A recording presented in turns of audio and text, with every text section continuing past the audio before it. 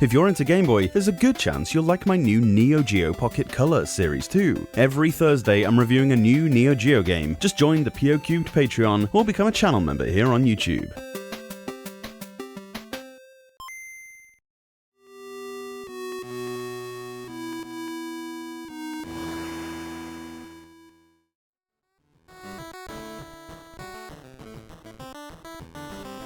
Crunching clotheslines, devastating dropkicks, back-breaking body slams. Step through the ropes one more time for all new, old WWF action. You can wrestle in a normal ring or even a cage match, in singles matches or tag teams, or through a tournament to crown a new #1 contender, then challenge the all-important title match. There are only 6 superstars to choose from in this game: Hulk Hogan, Randy Savage, The Undertaker, Sid Justice, Jake the Snake, and, for some unknown reason, the Mountie. I know WWF wasn't super strong in the early 90s, but the Mountie? That's kinda ridiculous.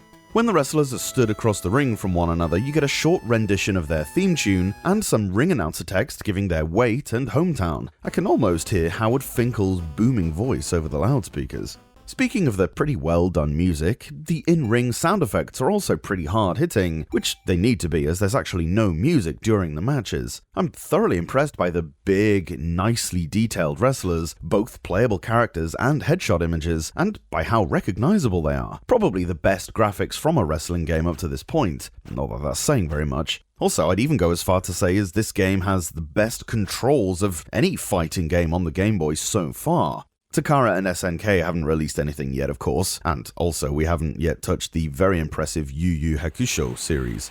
While the basic controls are fun and, at the very least, operable, which you definitely couldn't always say on the Game Boy, each wrestler does have the same moveset, sadly, and weirdly there are no finishing moves. But hey, like I say, at least what's there is operable and fun to do. A throws a punch, B kicks. Pressing A or B along with left and right lets you run the ropes or charge at your opponent. When the opponent is staggered, press the direction towards them to grapple. Then when you're locked up, press A to headbutt, B to body slam. A and up will execute a suplex, a direction will Irish whip them into the ropes, and you can throw them out of the ring if you're close enough by pressing B. If the opponent is on the ground, you can elbow drop with A, stomp with B, or try for a pinfall by pressing A and B simultaneously. The trick to a clean execution is to ignore the temptation to mash the buttons. Single, accurate presses are enough to do what you want. Pressing haphazardly will more than likely lead to the intended move not working. I'm going to keep this review reasonably short because we've not long since looked at the first WWF superstars, and also there's not really a lot of substance to this game. But what I'll end it with is to say, you have to, at this point in the Game Boy library, kinda take what you can get with fighting games. I think you just have to be pleased with a fighting game that actually works. You know, the buttons do what they say they do in the manual, and it actually results in a game that is fun to play, for 10 minutes or so anyway. It's not the complete experience I'm looking for, there is no depth to the game at all, as all the characters are identical save for the aesthetic. But at least with fighting games and my mission to find a good one on this bloody system, we might finally be getting somewhere.